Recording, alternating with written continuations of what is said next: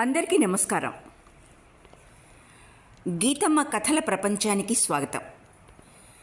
నేను మీ గీతావాణి. ఈరోజు మనం అపజయం అన్న కొత్త రచనను ఆస్వాదించబోతున్నాం. దీని కన్నడ మూలం త్రివేణి, తెలుగు అనువాదం చేసింది శర్వాణి. త్రివేణి గారి అసలు పేరు అనసూయ శంకర్. ఆ రోజుల్లోనే త్రివేణి గారు పట్టభద్రురాలు. ఆమె రచన సులభమైన శైలిలో ఉంటుంది, నిజాయితీ ఉట్టిపడుతూ ఉంటుంది. అంతేగాక సంఘర్షణ, మనోవేదన రచన అంతటా అంతర్లీనంగా కనబడుతూ ఉంటాయి. స్వీయ జీవితాన్నే, తన జీవితాన్నే ఆమె కథగా చెబుతున్నంత అక్కర, గాఢత ఆ కథల్లో ఉంటుంది. చక్కని రూపవతిలాగా కనిపిస్తున్న త్రివేణి గారు ఎందువలన తన 36 సంవత్సరాల పిన్న ప్రాయంలోనే కాలం చేశారు. త్రివేణి గారి అపస్వరం అన్న రచనను నేను చాలా కాలం క్రితం చదివి ఉన్నాను. ఇప్పుడు అపజయం. ఈ అపశబ్దం ఆమె జీవితంలోని నెగటివిటీకి, నిరాశకు అద్దం పడుతోందా అనిపిస్తూ ఉంటుంది నాకు. 2 నవలల్లోని కథ దాదాపుగా ఒకే విధంగా ఉంటుంది. కథానాయిక విద్యాధికురాలై ఉంటుంది. తనకు మనసుకు నచ్చని విధంగా సంపన్నుడైన పల్లెటూరి మోతుబరి రైతును వివాహం చేసుకుంటుంది. కానీ వివాహం పట్ల, జీవితం పట్ల, భర్త పట్ల ఒప్పుదల ఉండదు. అందుకే కథానాయిక జీవితం ఆ అసంతృప్తి వల్లనే సంఘర్షణాత్మకంగా ఉంటుంది. ఇక కథలోకి ప్రవేశిద్దామా? అపజయం. కన్నడ మూలం త్రివేణి, తెలుగు అనువాదం శర్వాణి.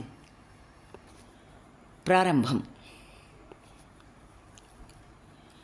ఆ జీవితం నీకు విసుగనిపిస్తే నీ ఇంటి తలుపులు నీ కోసం ఎప్పుడూ తెరుచుకునే ఉంటాయన్న విషయం గుర్తుంచుకో అన్న శ్యామ్ పలుకులు మీరా చెవుల్లో ప్రతిధ్వనిస్తూనే ఉన్నాయి.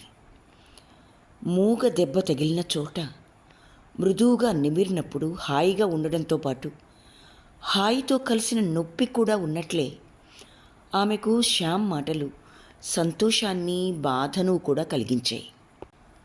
శ్యామ్ నిజంగా ఉదార హృదయుడు.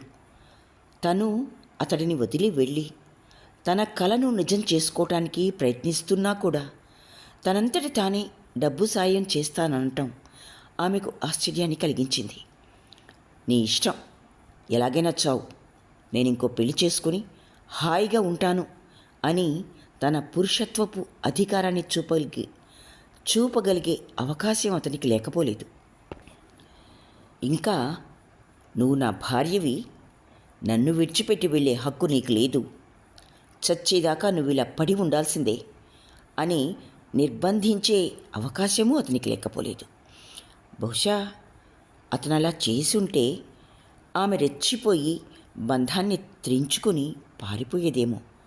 కానీ అతనలా తన స్వామిత్వాన్ని ఆమె మీద రుద్దకుండా, పాపను పోగొట్టుకున్న తల్లి తన దుఃఖాన్ని ఈ విధంగానైనా కాస్త మరవగలిగితే అంతే చాలన్న ఒక సదుద్దేశంతోనే ఆమె మెడికల్ కాలేజీలో చేరటానికి అనుమతించాడు. బిడ్డ వీణ మరణం మీర మనసులోని శాంతిని అట్టడుగు నుండి కదిల్చి వేసిందన్న విషయం శ్యామ్కు బాగా తెలుసు. సంసార సాగరం మీద తుఫానులా విరుచుకుపడ్డ మృత్యువు వేగానికి, పైకెగసిన శోకపు అలల తాకిడికి తట్టుకోలేక మీర అసహాయురాలిలా కొట్టుకుని పోతుంది. తనలో ఒక భాగమైన కూతుర్ని పోగొట్టుకుని కుమిలిపోతున్న తల్లి హృదయాన్ని శ్యామ్ బాగా అర్థం చేసుకున్నాడు. అతని దుఃఖము ఆమె దుఃఖము ఒక్కటే. బిడ్డని శ్యామ్ మరవటం అసంభవం. 5 ఏళ్ళు వారి జీవితాలను వెలుగుతో నింపి సౌఖ్యపు అమృత వర్షంతో వారి జీవితాలకు మాధుర్యపు చవిని చూపి వీణ అదృశ్యమైపోయింది. వీణ ఉన్నప్పుడు రోజూ పండుగలా గడిచిపోయేది. ఇంటి మూల మూలల వీణ నవ్వుల వెన్నెలతో కాంతిమంతంగా ఉండేది. తన ముద్దుల మాటలతో వీణ మరో ప్రపంచాన్ని సృష్టించింది. అలాంటి కూతుర్ని పోగొట్టుకున్న ఆ తల్లిదండ్రుల భవిష్యత్ అంతా అంధకారమైంది.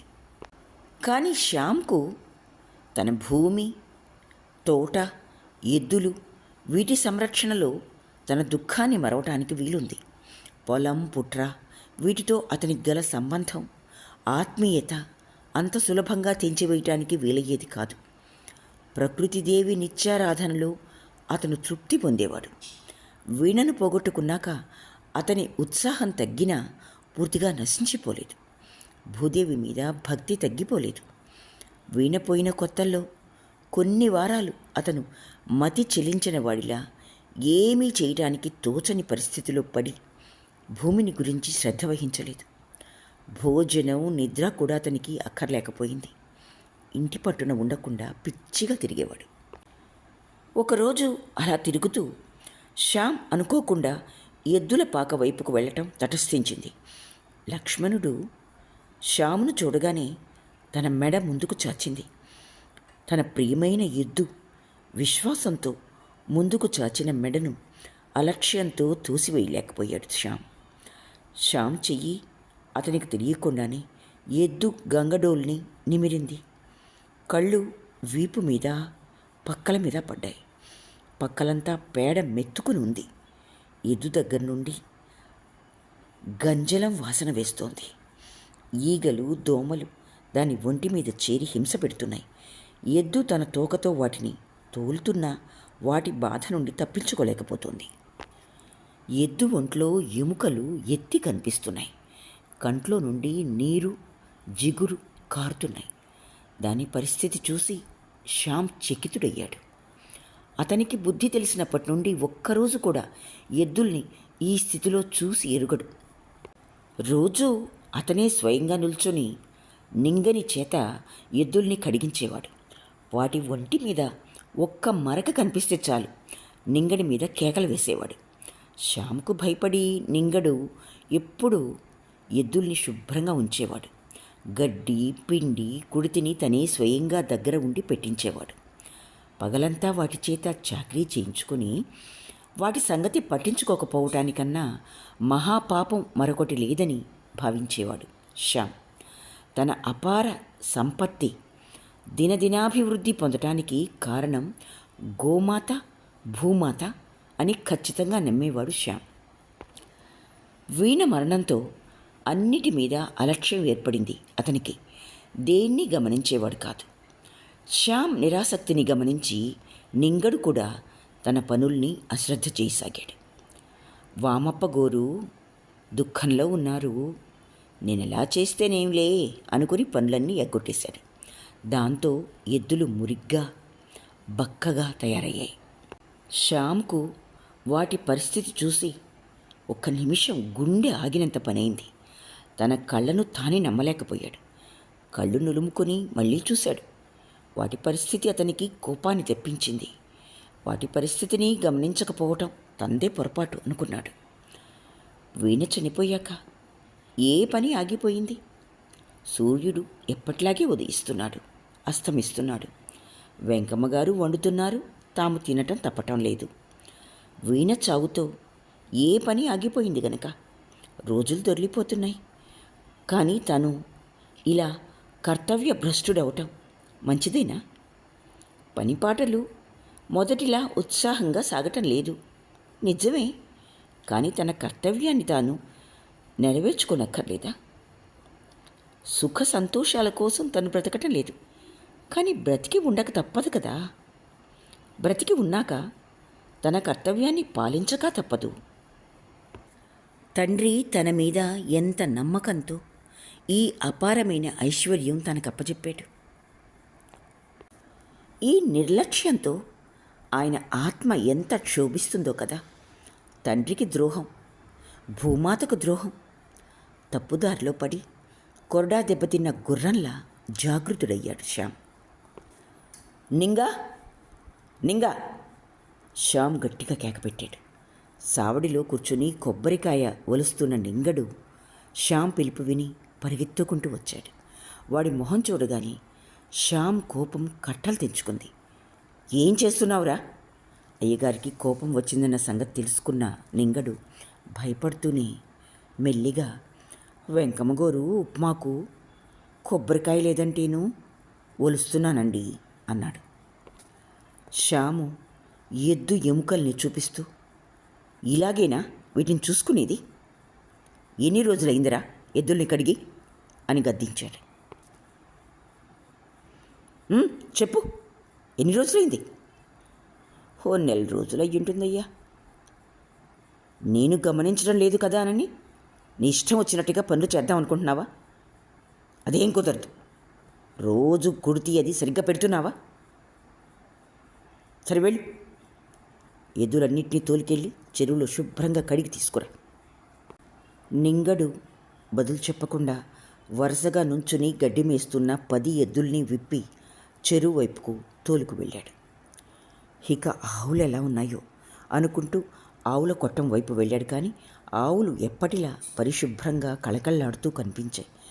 వెంకమ్మగారి ధర్మమా అంటూ ఆవుల పాక, ఆవులు శుభ్రంగా ఉన్నాయి. ఇంకా తోట పొలాలు ఎలా ఉన్నాయో చూడాలి అనుకుంటూ లోపలికొచ్చాడు శ్యామ్. అత్తయ్య, ఎద్దులు ఎలా అయిపోయాయో చూసారా? మీ దయ వల్ల ఆవులు బ్రతికున్నాయి అన్నాడు వెంకమ్మ గారితో. నింగడికి ఎన్ని మార్లు చెప్పినా పట్టించుకోందే. ఏం చేయమన్నావు? ఇంటి యజమాని శ్రద్ధ తీసుకోకపోతే వాళ్లకు ఆడిందే ఆట పాడిందే పాటగా ఉంటుంది. నాతో ఒక్క మాట చెప్పలేకపోయినారా? ఎలా చెప్పను? నీ దుఃఖంలో నువ్వున్నావాయే. నువ్వులా కుమిలిపోతూ తిరుగుతుంటే ఏ నోటితో చెప్పమంటావు? ఆమె కళ్ళల్లో నీళ్లు తిరిగాయి. శ్యామ్ బదులు చెప్పకుండానే వెళ్ళి డ్రాయింగ్ రూమ్లో సోఫాలో కూర్చున్నాడు. 2 క్షణాలు దూలాల వైపు చూశాడు. తర్వాత లేచి వెళ్ళి పెరట్లోని నూతి గట్టు మీద కూర్చుని లోపలికి తొంగి చూశాడు. అడుగున నీరు తలతలా మెరుస్తోంది. పైన సూర్యుడి తాపం అధికమవసాగింది. అక్కడి నుండి లేచి పడుకునే గదిలోకి వెళ్ళాడు. పక్క మీద పడుకుని కాసేపు దొర్లాడు. అది విసుగ్గానే ఉంది. ఏం చేయాలో, ఎలా కాలం గడపాలో తెలియలేదు అతనికి. వెళ్ళి జాజి పొదని సరిచేశాడు. మల్లె పందిరిని సరిచేశాడు. హాల్లోకొచ్చి మసి పట్టిన లాందర్ని శుభ్రపరిచాడు. చేతులు కట్టుకుని ఓ స్తంభాన్ని ఆనుకుని నిలబడ్డాడు. వీణ ఉన్నప్పుడు రోజులు క్షణాలా దొర్లిపోయేవి. కానీ ఇప్పుడు, శ్యామన్నా, టిఫిన్ తీసుకుందుగాని రాయ్యా. అలాగే మీరను కేకే వెంకమ్మగారు పిలిచారు. శ్యామ్ బూజు దులపడం చూసి వెంకమ్మగారు, అవన్నీ బోరడికి చెప్తే చెయ్యడా అబ్బాయి అన్నారు. ఏమీ తోచడం లేదత్తయ్యా, ఏదో ఒకటి చేస్తున్నా. ఉప్మా చల్లారిపోతుంది. మరి మీరా ఏది? పిలుస్తానుండండి. మీరా మీరా శ్యాము మీరా గదిలోకి వెళ్ళి చూశాడు. మీరా చేతిలో ఒక పుస్తకం పెట్టుకుని కూర్చుంది. ఆమె కళ్ళు పుస్తకం మీద ఉన్నా చదవటం లేదని ఆమె ముఖభావమే చెప్తోంది. పేజీలు తిప్పటం లేదామె. శ్యామ్ ఒక క్షణం తలుపు దగ్గర నుంచుని చూసి తర్వాత లోపలికి వెళ్ళి ఆమె భుజం మీద చేయి వేశాడు. అనుకోకుండా దెబ్బ తగిలినట్టు అదిరిపడింది మీరా. టిఫిన్ తీసుకుందాంరా. మీరా మాట్లాడకుండా అతని వెంట వెళ్ళింది.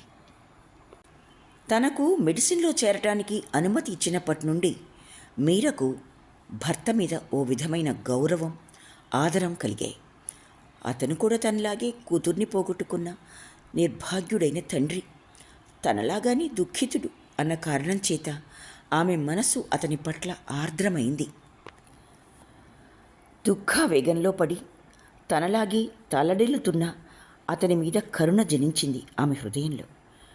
తన వల్ల అతని హృదయంలోని ఆశలన్నిటినీ అక్కడే అణిచివేయాల్సి వచ్చిన పరిస్థితికి ఆమె జాలి చెందింది. ఆమె గర్భిణిగా ఉన్నప్పుడు వెన్నెల భోజనం చేసిన రోజు శ్యామ్ తన మనసులోని కోర్కెను ఆమెతో చెప్పుకున్నాడు. నాకు ఇంటి నిండా పిల్లలుంటేనే ఇష్టం. పిల్లలున్న ఇల్లు నందగోకులంలా ఉంటుంది. నాకు 6 మగపిల్లలు 3 ఆడపిల్లలు కావాలి అన్నాడప్పుడు. అతని కోరిక విని భీతి చెందిన మీద కటువుగా 9 పిల్లల్ని కనేసరికి నా సమాధి సిద్ధమవుతుంది అని జవాబు చెప్పింది. మగవారి పశుత్వాన్ని గురించి తీవ్రమైన తిరస్కార భావం ఆమెను ముంచివేసింది. అయితే అప్పటికి మీరా ఇంకా మాతృత్వాన్ని పొందలేదు. తల్లి కాక మునుపు వీణ గర్భంలో ఆకారం దాలుస్తున్నప్పుడు, వేవిళ్ల బాధతో నీరసించి ఉన్నప్పుడు ఎప్పటికీ ఈ బరువు దించుకుంటానా అని ముళ్ల మీద నిల్చున్నట్లు ప్రసవ సమయాని కోసం ఎదురుచూస్తున్నప్పుడు ఆమెకు అలా అనిపించడం సహజం. పాప పెరుగుతున్నప్పుడు మాతృత్వపు మొగ్గ విచ్చుకొని మమతా సౌరభంలో జలకమాడిన మీరా తనకు తెలియకుండానే మెత్తబడింది. మాతృత్వపు మాధుర్యం ఆమె హృదయపు కాఠిన్యాన్ని పారద్రోలి మెత్తబరిచింది. వీణ ఆమె జీవితంలోకి ప్రవేశించాక సంసారాకాశం మీద పూర్ణచంద్రుడు సదా వెలుగుతూనే ఉన్నాడు. పిల్లలే వద్దు అన్న నాలికే పిల్లలతోనే జీవితం అనటానికి సిద్ధపడింది. ఏ దుర్ముహూర్తంలో మీరా నాకు పిల్లలే వద్దు అన్నదో గాని విధి ఆ మాటను నిజం చేసేసింది. పెళ్లి చేసుకుని గృహిణిగా ఉండాలన్న కాంక్ష మీరాకెప్పుడు లేదు. డాక్టర్ అయ్యి దీన ప్రజల సేవ చేయాలన్న కోరిక ఆమె మనసులో గాఢంగా హత్తుకుని పోయింది. వివాహ ఆవశ్యకత ఆమె గుర్తించక మునుపే శ్యామును పెళ్లి చేసుకుంది. ఆ పెళ్లితో ఆశలన్నింటినీ వదులుకుందాం, భర్తతో కాపురం చెయ్యాలి, భర్తే దైవం, అతన్ని వదిలి దూరంగా ఉండటం మర్యాద కాదు అన్న హిందూ సమాజపు నియమానికి ఆమె లొంగిందే కానీ భర్త పట్ల అమితానురాగం ఎన్నడూ లేదు ఆమెకు. దాంపత్య జీవనం మోహపరచలేదు ఆమెను. అప్పుడప్పుడు దాని ఆకర్షణకు లోనయ్యి శ్యామ్తో సహకరించిన జీవితంలో దాంపత్య జీవితానికి ప్రాధాన్యత ఇవ్వలేదు ఆమె. రాజు, చెంప, నర్మద వచ్చినప్పటి రాత్రి తన మాట మన్నించకుండా శ్యామ్ తన మీద జరిపిన అత్యాచారం వల్ల ఆ రకమైన జీవితం మీద ఆమెకున్న కాస్త వ్యామోహము తొలగిపోయి అసహ్యం, జుగుప్స తలెత్తాయి. కానీ వీణ ప్రవేశంతో మీరకు జీవితంలో నూతనోత్సాహం కలిగింది. జీవించటానికి అర్థం ఏర్పడింది. వీణ తనతో ఉంటే ఎక్కడైనా సుఖంగా ఉండగలనన్న ఆత్మవిశ్వాసం మొలకెత్తింది. శ్యామును భర్తగా ప్రేమించకపోయినా తన కూతురి తండ్రి అన్న అభిమానంతో చూడసాగింది. వీణ మృత్యువు తామిద్దరి మీద పిడుగుపాటులా పడిందన్న సత్యం ఆమెకు తెలియకపోలేదు. శ్యామ్ తనలాగే పైకి చెప్పకపోయినా మనస్సులోనే కృంగిపోతున్నాడని అతని మీద ఆమెకు సానుభూతి కలిగింది. మీర చదువుకోవడానికి అనుమతించి తనంతటి తానే ధన సహాయం చేయటానికి సిద్ధపడి ఉన్నప్పుడు అతని ఔదార్యం ఆమెను ఆశ్చర్యచకితురాల్ని చేసింది. అతన్ని గురించి తాను తప్పుగా అర్థం చేసుకోలేదు కదా అనుకుంది. ఉలిదెబ్బ తగిలిన రాయి విగ్రహంగా రూపుదాల్చినట్టే జీవితంలో దెబ్బతిన్న మీరా, శ్యాముల హృదయాలు పక్వమవసాగినాయి. తనలాంటి పిల్లను చేపట్టినందువల్లనే అతని జీవితం నిస్సారమైపోయిందని మీరా బాధపడసాగింది. అతని జీవితాన్నే అలవర్చుకుని భర్తే దైవమన్న నమ్మకంతో అతని సౌఖ్యమే తన సౌఖ్యంగా భావించే అమ్మాయి అయి ఉంటే శ్యామ్ సుఖంగా ఉండగలిగేవాడు కదా అన్న భావన కలిగినప్పుడల్లా అపరాధ భావంతో కుంచుకుపోయేది మీరా. వీణ మృత్యువు భార్యాభర్తల వాక్శక్తిని కుంఠితపరిచింది. మెడికల్ కాలేజీలో చేరటానికి అప్లికేషన్ ఫారం తెచ్చుకుంది మీరా.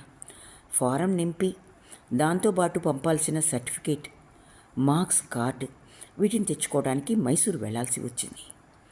శ్యామ్తో బాటే టిఫిన్ తీసుకుంటున్నప్పుడు ఈ మాట అతనితో చెప్దాం అనుకుంది. కానీ వెంకమ్మ గారి ఎదుట ఈ ప్రస్తావన తేవటానికి ఇష్టం లేక ఊరుకుంది. టిఫిన్ తీసుకున్నాక శ్యామ్ పొలం వైపు వెళ్ళే ప్రయత్నంలో ఉండగా మీరా మరి అంటూ పలకరించింది. ఏమిటి? మీతో కాస్త మాట్లాడాలి. పద, అక్కడ కూర్చుందాం. డ్రాయింగ్ రూమ్లో సోఫా మీద కూర్చుంది మీరా. ఆమెకెదురుగా కుర్చీలో కూర్చుంటూ మీరా మాట్లాడకుండా కూర్చోవటం చూసి ఏమిటో చెప్పు అని అడిగాడు. కాలేజీలో చేరటానికి సర్టిఫికేట్ తెచ్చుకోవాలి, మైసూర్కి వెళ్ళాలి. దానికోసం. కాలేజీకి రాస్తే వాళ్ళు పంపరా? పంపుతారు, కానీ ఆలస్యం అవుతుంది. అందుకే ఓ రోజు వెళ్ళి పని ముగించుకుని వద్దాం అనుకుంటున్నా. ఒక్క క్షణం శ్యామ్ ఏమీ మాట్లాడలేదు. తర్వాత తల ఎత్తి, మీ పెదనాన్న గారింటికి వెళ్తావా అన్నాడు. ఈ మాటను ఎంతో ప్రయాసతో అంటున్నట్లు తోచింది. 2 రోజులకే కదా, ఎక్కడైతేనేమిటి. తరువాత కూడా హాస్టల్ తెచ్చేదాకా అక్కడే ఉంటాను. హాస్టల్కి వేరే అప్లికేషన్ వేశాను. అలాగే అని శ్యామ్ బయటికి వెళ్ళిపోయాడు. శ్యామ్ అనుకున్నట్లుగానే అతని నిరాసక్తి వల్ల రైతులు పనిపాటలు మొదటిలా చేయకుండా అశ్రద్ధ చేయటం కనిపించింది.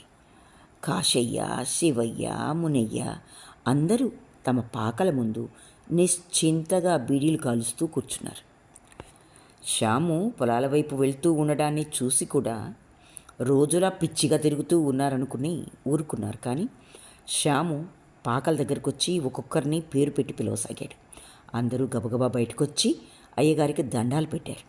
ఒరే, కొబ్బరి చెట్లకు పాదులు సరిచేసి ఉప్పు, ఇసుక, ఎరువు వేసి నీళ్లు వదులు, కాలంలోంచి నీళ్ళు వదులు. నా ముఖంలో ఏమిటుందర్రా అలా చూస్తారు? పదండి. కళ, నిమ్మ చెట్ల పాదుల్లో కలుపుతీ. శ్యామ్ మొదటిలా పనుల్లో ఆసక్తి వహించడం చూసి రైతులంతా తెల్లబోయారు. సాయంత్రం 7 దాకా శ్యామ్ అక్కడే ఉండి అన్నిటినీ ఓ త్రోవకు తెచ్చి గాని ఇంటివైపు మరలేదు. ఆఖర్లో అందరినీ, రేపటి నుండి మీరు ఇట్లా చేస్తే కుదరదు. ఎట్లా చేసినా ఊరుకుంటాననుకున్నారా? జాగ్రత్త అని హెచ్చరించాడు. నింగణ్ణి పిలిచి, రేపు ఉదయం బండి సిద్ధంగా ఉండాలి, అమ్మగారు మైసూర్కి వెళ్తారు అని చెప్పి ఇంటికి వెళ్ళాడు.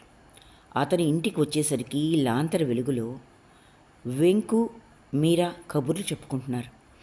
శ్యామను చూసి ఉత్సాహంతో వెంకు, శ్యామన్నా, రేపు మీరా మైసూరు వెళ్తారట కదా అని అడిగింది. శ్యామ్కు తను చిన్నప్పటి నుండి ఎత్తుకుని ఆడించిన పిల్ల వెంకు అంటే ఎంతో అభిమానం. వెంకు మాట విన్నట్టుగానే లోపలికి వెళ్ళిపోయాడు. అతను అట్లా వెళ్ళిపోవడం చూసి తెల్లబోయింది వెంకు. శ్యామ్కు వెంకు మనసు నొప్పించాలన్న ఉద్దేశం ఎంతమాత్రం లేదు. అతని మనసు ఆలోచనలతో నిండి ఉండడంతో వెంకు మాటల్ని గమనించకుండా వెళ్ళిపోయాడంతే. నిజానికి మీరా మెడికల్ కాలేజీలో చేరటం అతనికి ఎంతమాత్రం ఇష్టం లేదు. కానీ మీరా పరిస్థితి అతన్ని కంగారు పెట్టింది. ఆమె అన్నట్టు ఆమెకు పిచ్చి పట్టొచ్చు, దేశాంతరం వెళ్ళొచ్చు, ఆత్మహత్య చేసుకోవచ్చు. దీనికి భయపడి ఆమె ఇష్ట ప్రకారమే కానిద్దామని ఒప్పుకున్నాడు. అసలే దెబ్బతిన్న మనిషిని తను బలవంతంగా కట్టి ఉంచటం మంచిది కాదు అనుకున్నాడు. చదువు వల్ల ఆమె మళ్ళీ మునుపటి మీరా కావచ్చునన్న ఆశ హృదయాంతరాళంలో మొలకెత్తింది. అతని మనసు ఆమెను కాలేజీకి పంపడానికి నిశ్చయించిన అతని మనోసంఘర్షణ మాత్రం తగ్గలేదు. మీరా కూడా వెళ్ళిపోతే తన గతి ఏమిటి? తనొక్కడు ఇంత పెద్ద ఇంట్లో బిక్కుమంటూ కాలం గడపాలా? ఈ ఒంటరితనాన్ని తను భరించగలడా? తనకెంతో ప్రియమైన పొలాలు, తోటలు, గుడ్డు, గోద ఉన్నాయి నిజమే. కానీ అవే సర్వస్వం కాదు కదా.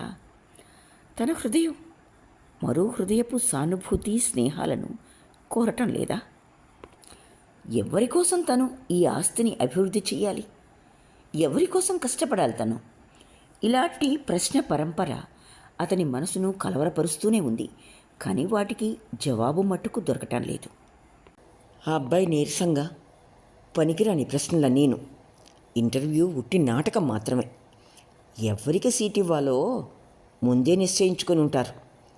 గవర్నమెంట్ ఉద్యోగస్తుల పిల్లలకి, అల్లుళ్ళకి సీట్ దొరుకుతుంది. మనలాంటి అనాథలకి తెలివితేటలుండి పనికిరారు. మా నాన్నకు పదవి లేదు. వాళ్ళ దృష్టిలో నేను ఉత్తమ జాతికి చెందినవాణ్ణి. ఇక నా మార్కులు, నా తెలివి ఎందుకు పనికొస్తాయి? అయితే ఇదంతా నిజమేనట్రా? కాకపోతే మరేమిటనుకున్నారు? చంటి పిల్లను తల్లి జాగ్రత్తగా చూడాలి, నిజమే. కానీ పెద్ద కుర్రాన్ని మార్చి ఆ ముద్ద చంటిపిల్ల నోట్లో పెట్టడం న్యాయం ఎలా అవుతుంది? వెనుకపడిన వారిని ముందుకు తేవాలి, నిజమే. కానీ ముందున్న వారిని తొక్కిపెట్టి వారి సమాధి మీదుగా ప్రగతి పథాన్ని నిర్మించాలని చూస్తుంది గవర్నమెంట్. ఆ అబ్బాయి ఆవేశంతో మాట్లాడుతున్నాడు. అతని మొహం ఎర్రబడింది. చుట్టూ ఉన్నవాళ్లంతా అతన్నే చూస్తున్నారు. విజయకు అతని మాటలు అర్థం కాకపోయినా అతను ఆవేశంతో మాట్లాడుతున్నాడని తెలుసుకుంది. ఆమె మీరా వైపు తిరిగి, ఏమంటున్నాడు అతను అడిగింది.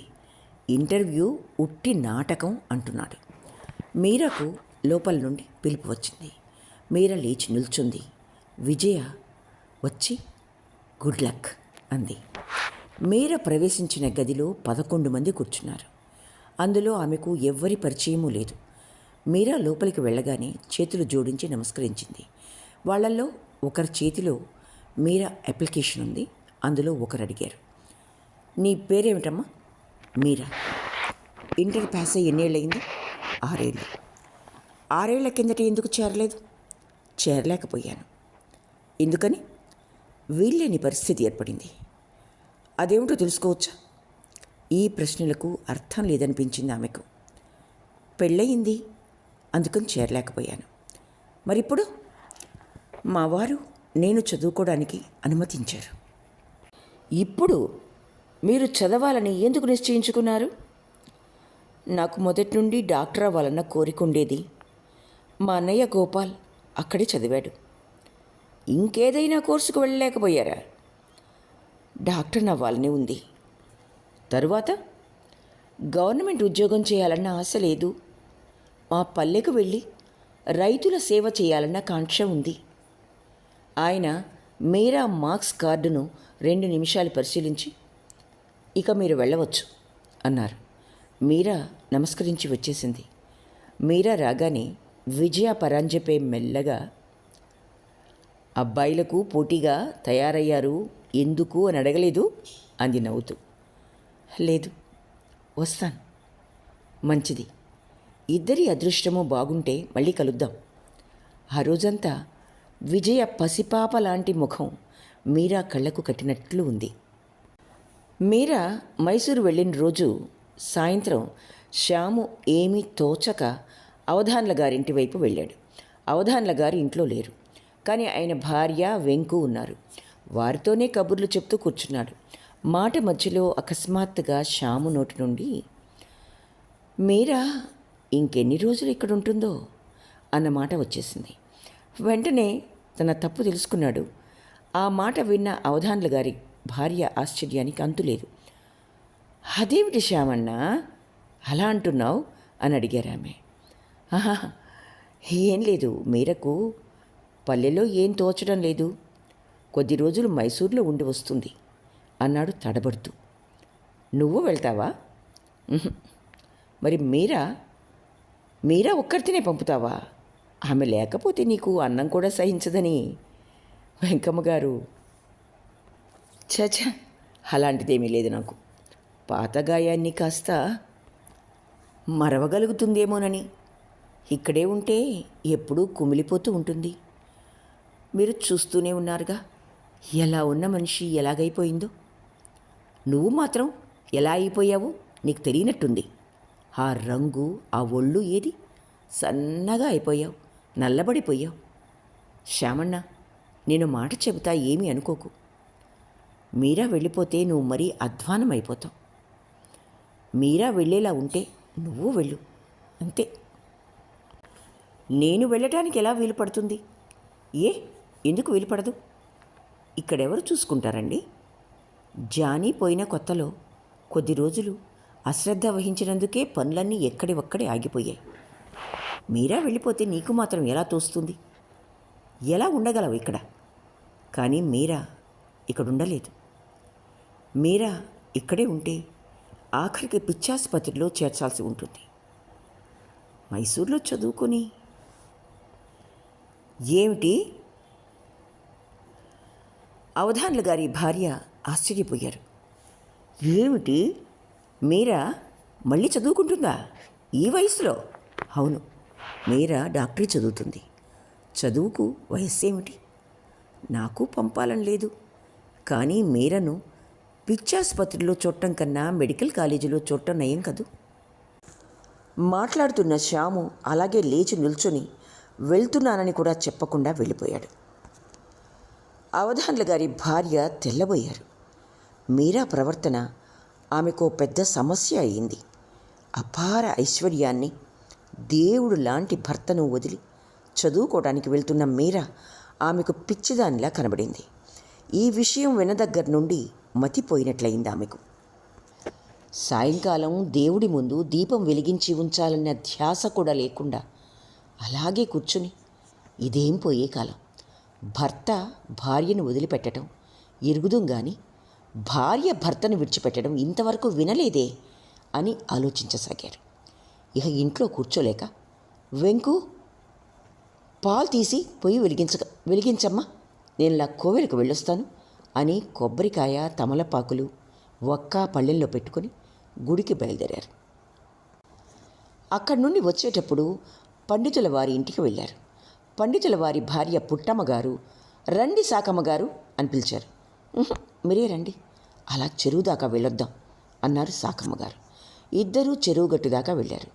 సాకమ్మగారు మామూలుగా ఒక్క నిమిషం కూడా మౌనంగా ఉండి ఎరుగని మనిషి. మీరా సంగతి విన్నప్పటి నుండి ఆమె నోరు మూతపడిపోయింది.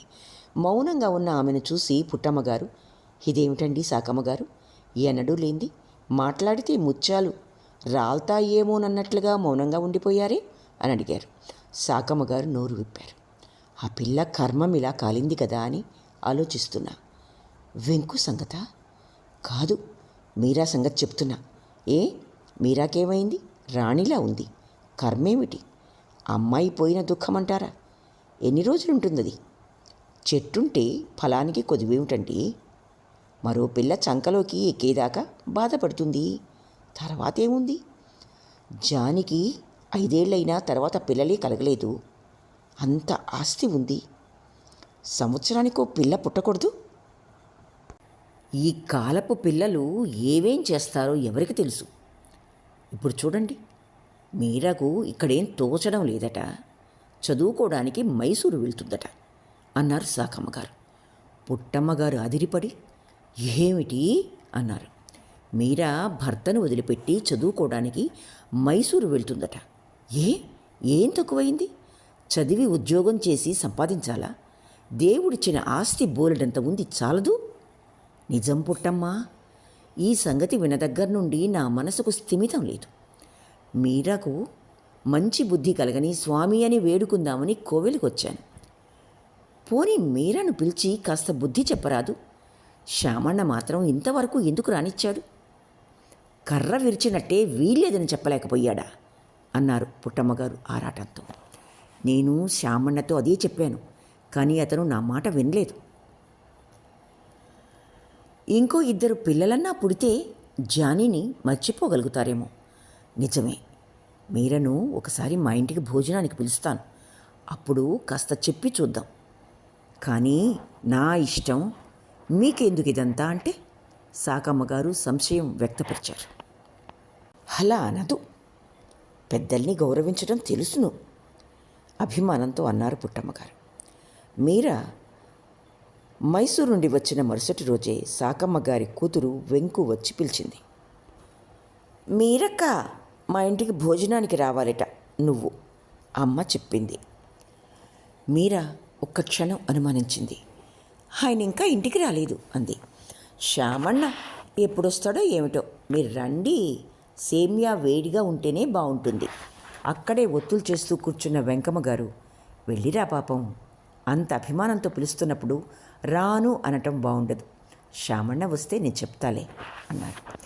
ఏం చేద్దామా అని ఆలోచిస్తున్న మీరా వెంకమ్మ గారి మాట వినగానే వెళ్దామని నిశ్చయించుకుంది. మీరా అవధాన్లు గారింటికి వచ్చేసరికి పుట్టమ్మ గారు అక్కడే ఉన్నారు. సాకమ్మ గారు మీరాను చూసి, రామ్మ, మైసూర్ నుండి ఎప్పుడొచ్చా అంటూ పలకరించారు. నిన్ననే వచ్చానండి. అందరూ కులసాయేనా? లోపలికి వెళ్దాం రామ్మ. నట్టింట్లో అరిటాకు వేసి వడ్డించారు. కబుర్లు చెప్పుకుంటూ భోజనాలు కానిచ్చారు. భోజనాలు అయ్యాక సాకమ్మ గారు ఓ గిన్నెలో సేమ్యా వేసి మూత పెట్టి వెంకు చేతికిచ్చి, అర్చకుల వారింట్లో ఇచ్చేసిరా అన్నారు. వెంకు అర్చకుల ఇంటికి వెళ్తే అక్కడ తన ఈడు పిల్ల శారదతో కబుర్లు చెబుతూ ఉండిపోతుందని తెలుసు. అందుకే ఎప్పటిలా త్వరగా వచ్చేయి అనలేదు. ఆవిడ చిన్న కొడుకు వెంకటేషు బయట ఆడుకుంటున్నాడు. అవధాన్ల గారు లోపల పడుకున్నారు. సాకమ్మ గారు గదిలో చాప వేసి తాంబూలం పళ్ళెం తెచ్చి ఉంచి, వేసుకోండి పుట్టమ్మగారు, వేసుకో మీరా అన్నారు. నాకు వద్దండి, మీరా వినయంగా చెప్పింది. పుట్టమ్మగారు తమలపాకుకు సున్నం రాస్తూ సంభాషణకు ఉపక్రమించారు. మీరా, నేను సంగతి అడగాలనుకుంటున్నా. నువ్వేం అపార్థం చేసుకోనంటే చెప్తాను. గోటితో చాప కడ్డీని లాగుతూ కూర్చున్న మీరా తల ఎత్తి చూసింది. ఆమె ఏం అడగాలనుకుంటున్నారో అర్థం కాలేదు. బహుశా తను మైసూరుకి వెళ్ళి వచ్చిన దానికి కారణం అడుగుతారేమో అనుకుంది. అడగండి, నేనేమీ అనుకోను అంది మెల్లగా. చదువుకోవటానికి మైసూరు వెళ్తున్నావట, నిజమేనా? నిజమేనా మీరా? నిజమే. ఎందుకు? నా మనసును తేలికపరుచుకోవటానికి నాకు మరో మార్గం లేదు గనుక. శ్యామಣ್ణ నీకేం తక్కువ చేశాడమ్మాయి? డబ్బుకు కొదవా? శ్యామಣ್ణ నిన్నేమన్నా బాధ పెడుతున్నాడా? అతడిని వదిలి వెళ్ళటం న్యాయమేనా నీకు? ఆడదాని స్థానం భర్త ఇంట్లోనే కదమ్మా. అసలు నువ్వెందుకు చదవాలి? మీరా అసహాయురాలిలా, నేను వీణను మరవలేను. ఆ జ్ఞాపకాల నుండి తప్పుకోవాలంటే నా మెదడుకు పని కావాలి. మీకు తెలీదు, నా కడుపు తరుక్కుపోతుంది. చింత అగ్ని నన్ను కాల్చేస్తుంది. నాకు డబ్బుంది నిజమే, కానీ అది నన్ను సుఖపెట్టలేదు. మీరన్నది నిజమే, ఆయన ఎంతో మంచివారు. నాది తప్పంతా. ఇక్కడి జీవితానికి అలవాటు పడలేకపోవటం నా బలహీనత. ఏం చేయను నేను. నాకు డబ్బొద్దు, శాంతి కావాలి అంది. మీరా ఆవేశం చూసి పుట్టమ్మగారు కంగారు పడిపోయారు. మీరా, బిడ్డను పోగొట్టుకున్న తల్లి దుఃఖం ఎలా ఉంటుందో నాకు తెలుసునమ్మా. నేను అనుభవించాను. నా మొదటి బిడ్డ పోయినప్పుడు నేను ఇలాగే బాధపడ్డాను. కానీ ఇప్పుడు మిగతా పిల్లల్ని చూసుకుని ఆ బాధని మర్చిపోలేదా చెప్పు? కానీ మీ పరిస్థితి వేరు, నా పరిస్థితి వేరు అని మోకాలి మీద తలపెట్టుకొని వెక్కి వెక్కి ఏడ్చింది మీరా. మీరా ఇలా చిన్నపిల్లలా ఏడ్చేస్తుందని ఊహించలేదు వాళ్ళు. మీరా ధైర్యవంతురాలు, గడుసు పిల్ల అని అనుకున్నారు. మీరా ఇప్పుడు తమ ముందు పసిపిల్లలా ఏడుస్తూ కూర్చోవటంతో ఆమెకేమీ తోచలేదు. సాకమ్మ గారు మీరా దగ్గరకొచ్చి ఆప్యాయంగా తలనిమురుతూ, ఏడవకమ్మా, జరిగిందేదో జరిగిపోయింది, ఏడవకు అని ఓదార్చారు. క్రమంగా మీరా తేరుకుంది. ఆమె దుఃఖావేశం తగ్గాక పుట్టమ్మగారు, పిల్లలు లేకపోతే భర్తతో ఉండలేమా మీరా? మా దొడ్డమ్మకు పిల్లలు లేరు, కానీ ఆమెకు భర్త అంటే ఎంత భక్తి ప్రేమ ఉందని. 60 ఏళ్ళొచ్చినా నిన్న మొన్న పెళ్ళైన వారిలా ఉన్నారు. కావచ్చు, మీ దొడ్డమ్మ పెరిగిన రోజులు, అప్పటి భావాలకు నేను పుట్టి పెరిగిన కాలపు తీరుకు చాలా తేడా ఉంది. ఆమె భర్తే ప్రత్యక్ష దైవమని నమ్ముతారు. భర్త గీచిన గీత దాటడం మహాపాపం అనుకుంటారు. భర్తలోనే అన్ని సుఖ సంతోషాలను చూడగలుగుతారు. మరి నువ్వు? నేను భర్త దైవం అని భావించడం లేదు. భర్త కూడా నాలాంటి మనిషే. నా ఆకాంక్ష ధ్యేయాలకు అడ్డు నిలిస్తే అతని మాటకు ఎదురు చెప్పటం తప్పు కాదు అనుకుంటున్నాను. మీరా మాటలు విని ఆ పాతకాలపు ముత్తైదువులు ఆశ్చర్యపోయారు. పాతకాలపు వాతావరణంలో పెరిగి భర్తే దైవమన్న భావాన్ని నరనరాల్లోనూ జీర్ణించుకున్న వారికి మీరా మాటలు నచ్చలేదు. భర్త మాటలకు అడ్డు చెప్పడం అంటే క్షమించరాని నేరంగా పరిగణించేవారు వాళ్ళు. హిందూ స్త్రీలకు భర్తే దైవం. అతని మాట జవదాటడం మహాపాపం. కానీ నేను అలా అనుకోవటం లేదు. ఆయన్ను పెళ్లి చేసుకోవటం నా అదృష్టం. కానీ ఆయన దురదృష్టవంతులు. ఆయన నా కోరిక సఫలం కావటానికి సహాయం చేస్తున్నారు.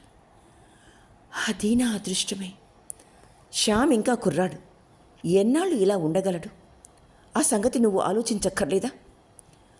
ఆయన మళ్ళీ పెళ్లి చేసుకోవటానికి నా అభ్యంతరం ఏమీ లేదు అంటూ మీరా లేచి నిల్చుంది. సాకమ్మ గారు, నిన్ను ఏడిపించడానికే పిలిపించినట్టయింది. ఎంతైనా పాతకాలం వాళ్ళం మేము. మన భావాలకు పొందిక ఉండదు అన్నారు. నాకు కోపమేం లేదు అంటూ మీరా బుగ్గల మీద నిలిచిన కన్నీటి చారికలను రుమాలతో తుడుచుకుని ఇంటికి వెళ్ళిపోయింది. పుట్టమ్మగారు నిట్టూర్చి, మంచి పిల్ల, ఏ దుష్టగ్రహాలు ఆ అమ్మాయిని పీడిస్తున్నాయో అన్నారు. మీరా భర్తను వదిలిపెట్టి మైసూరుకు వెళ్ళి చదువుకుంటుందన్న వార్త పల్లె అంతటా వ్యాపించింది. మొదట ఎవరు ఆ మాట నమ్మలేదు. కానీ పల్లెలో అందరి గౌరవాభిమానాలకు పాత్రులైన సాకమ్మ పుట్టమ్మగార్ల నోటి నుండి ఈ మాట విన్నప్పుడు నమ్మక తప్పలేదు. పల్లె ప్రజలకు కాలక్షేపానికి కొత్త సంగతి దొరికింది. పండు ముసలి బీరమ్మ చోళ్ళు చెరుగుతూ రామక్కతో, ఇన్నావా అంది. ఇనకే మండిపోతన్నది. పెళ్ళాలు మొగుళ్ళని వదిలేస్తున్నారు. ప్యామ్మర్లు ఇట్టా సేదిస్తారా? శ్యామపోరు ఎంతో మంచివారు పాపం. బిడ్డ పోయింది గందా, ఆ దుఃఖం మర్చిపోవడానికంట. ఓ బిడ్డ పోతే నేటి ఇంకోటి పుడతాది. బిడ్డ పోనాది గందాని మొగుడినే వదిలేస్తారా? దేవునికే ఎరక. లోపల ఏటున్నదో పైకట్టా చెప్తున్నారు. పెద్దోళ్ల ఊసు మనకెందుకులే అని ఇద్దరు ఊరుకున్నారు. ఒక్కోరు ఒక్కో రీతిగా వ్యాఖ్యానిస్తూనే ఉన్నారు. నీలమ్మ భర్త శివయ్య, శ్యామపోరి మెతకదనం ఇంతా చేస్తోంది. పెళ్ళాన్ని తల మీద కూకోబెట్టుకుంటే ఇంకేమవుతాది? పట్టుకుని సావబది వదిలిపెడితే నా సామిరంగా అదే మందు అన్నాడు. అందరికన్నా గాభరా పడిన వ్యక్తి వెంకమ్మగారు. చిన్నప్పుడే వైధవ్యాన్ని పొంది ఇంకొకరి సేవలో తమ జీవితపు సార్థకతను చూసుకుంటున్నారు ఆమె. పెద్ద మనిషి కాకమునిపే భర్తను పోగొట్టుకుని ఎటూ ఆశ్రయం లేక దూరపు బంధువైన శ్యాము తండ్రి పంచన చేరారు. శ్యాము తల్లి ఆవిడను వంట మనిషిగా చూసేది కాదు. భార్యాభర్తలిద్దరూ ఇంట్లో మనిషిగానే స్నేహ విశ్వాసాలతో చూసేవారు ఆవిడను. ఆమె జీవితం వారి కుటుంబంతో పెనవేసుకుపోయింది. శ్యాము అంటే ఆమెకు పంచ ప్రాణాలు. వంశానికంతా ఒక్కడైన శ్యామును అతి జాగ్రత్తతో ఆప్యాయతతో పెంచారు. శ్యాము పెళ్లి చేసుకున్న మీరను ఎంతో ప్రేమతోనూ అభిమానంతోనూ చూసుకునేవారు. ఒక్కోసారి మీరా తెలివిని గడుస్తనాన్ని చూసి, తల్లి, నువ్వు మగాడై పుట్టి ఉంటే లోకాన్నే ఏలేదానివి అని మెచ్చుకునేవారు. అప్పుడు శ్యాము చిరునవ్వు నవ్వుతూ, అమ్మ బాబోయ్, అప్పుడు నాకతేమిటి అనేవాడు. అంత పెద్ద భవంతికి వెలుగులా ఉన్న మీరా మైసూరుకి వెళ్ళిపోతుందని విని వెంకమ్మగారు దిగులు పడసాగారు. ఏం చెయ్యలేక మీరా లేకుండా చూసి శ్యామ్తో, ఇదేమిటి నాయనా, ఇలా జరుగుతుందా ఎక్కడైనా అని అడిగారు. శ్యామ్ ఏమిటన్నట్టు ఆవిడ వైపు చూశాడు. మీరా, ఇక్కడే ఉండేలా చూడలేవా? వీలు పడదత్తయ్యా. అలా అంటే ఎలా బాబు? ఏం తక్కువైంది మీరాకు? దాని మనసుకు శాంతి లేదు. చదివితే శాంతి లభిస్తుందా? శాంతి బయట నుండి వస్తుందా? మనసులో నుండే రావాలి. శ్యాము ఒక్క నిమిషం తల వంచుకుని నిలబడి, మీరా జానీని మరవడాని కోసం వెళ్తోంది అన్నాడు. జానీ పేరు వినగానే వెంకమ్మ గారి కళ్ళల్లో నీళ్లు తిరిగాయి. ఎక్కడికి వెళ్తే మాత్రం పిల్లను మరవటం సాధ్యమా? ఇంకో పిల్ల పుడితే ఆ గాయం తానే మానుతుంది. వెంకమ్మ గారి మాటకు శ్యామ్ బదులు చెప్పకుండా ఆ చోటు వదిలి వెళ్ళిపోయాడు. వెంకమ్మ గారి మనసు ఆలోచనలతో సతమతమవుతుంది. అయితే ఇప్పటిదాకా ఎవ్వరూ పుత్రశోకాన్ని అనుభవించలేదా? బిడ్డను పోగొట్టుకున్న వారంతా భర్తను వదిలి వెళ్ళిపోతారా? అభిమన్యుడి లాంటి కొడుకుని పోగొట్టుకుని సుభద్ర బ్రతికి ఉండలేదా? ఇంకో పాప కలిగి ఈ ఇంటి చీకటిని పారద్రోలి వెన్నెల కాంతిని ప్రసరింపజేయదా? మీరా వెళ్ళిపోతే శ్యాము సుఖంగా ఉండలేడన్న సంగతి వెంకమ్మ గారికి బాగా తెలుసు.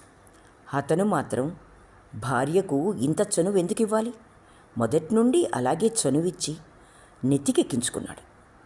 పోనీ వాటి గురించి తను ఆలోచించడం అనవసరం. కానీ తాము పెంచి పెద్ద చేసిన శ్యాము అశాంతిగా ఉండటాన్ని తను చూడగలదా? ఈ పిల్లను ఎలాంటి దుర్ముహూర్తంలో చేపట్టాడు. అప్పటి నుండి ఏదో ఒక చికాకు ఉండనే ఉంది. ఆఖరికి వాడి మేనమామ కూతురు సరసిని పెళ్లాడినా బాగుండేది. నిజమే, మీరా అపురూప సుందరి. కానీ చేపట్టిన భర్తను సుఖపెట్టలేని భార్య సౌందర్యానికి విలువేమిటి? మీరా బంగారం లాంటి పిల్ల, కానీ కాస్త తల తిక్క. వెంకమ్మ గారు తమ ఆలోచనల నుండి తీరుకుని, ఏంటమ్మా అంటూ బయటకొచ్చారు. మీరా ఓ లేగదూడ వెనక తిరుగుతూ దాన్ని పట్టుకోవడానికి ప్రయత్నిస్తోంది. దూడ ఆమె చేతికి అందకుండా గెంతుతూ పరిగెడుతోంది. దాన్ని పట్టుకునే ప్రయత్నంలో మీరా అలసిపోయింది. ఆమె ఉంగరాల జుత్తు గాలికి చెదిరిపోయింది. ఎండకు మొహం ఉత్సాహంతో మెరుస్తోంది. దుఃఖపు ఛాయ మరుగున పడి చైతన్యంతో కళకళలాడుతున్నాయి ఆమె కళ్ళు. వెంకమ్మ గారిని చూసి మీరా, దూడ మన్ను తింటోంది, నోటికి బుట్ట వేద్దామని చూస్తున్నా చేతికి అందటం లేదది అంది. మీరా ముఖం చూడగానే వెంకమ్మ గారి కోపం మాయమైంది. జానీ ఇంకో 10 ఏళ్ళు బ్రతికి ఉంటే ఇలాగే కనిపించేదేమో. అందంగా కనిపిస్తున్న మీరా ముఖంలో జానీ మొహాన్ని ఊహించుకుంటూ నిల్చున్నారు వెంకమ్మ గారు. ఆమె తనను అలా చూస్తూ నిల్చోవడం గమనించి, ఏంటలా చూస్తున్నారు అంది మీరా. ఏం లేదమ్మాయి, కణ్వాశ్రమంలో లేడితో ఆడుకున్న శకుంతల ఇలాగే ఉండేదేమో అనుకుంటున్నా. ఆ దూడను పిలవండి మరి. గంగా దా దా అని పిలిచారు వెంకమ్మ గారు. దాని దగ్గరికి వెళ్ళి మెళ్ళో వేలాడుతున్న బుట్టను నోటికి వేశారు. మీరా అద్భుతాన్ని చూసినట్టు చూస్తూ నిల్చుంది. మీరు దానికి ఏం మంత్రం వేశారబ్బా? వెంకమ్మ గారు జవాబు చెప్పలేదు. కానీ నువ్వు శామಣ್ಣకు ఏం మంత్రం వేశావో కదా అని మనసులోనే అనుకున్నారు. ఇక్కడితో త్రివేణి గారి అపజయం మొదటి భాగం పూర్తి అయింది. ఆలకించినందుకు ధన్యవాదాలు.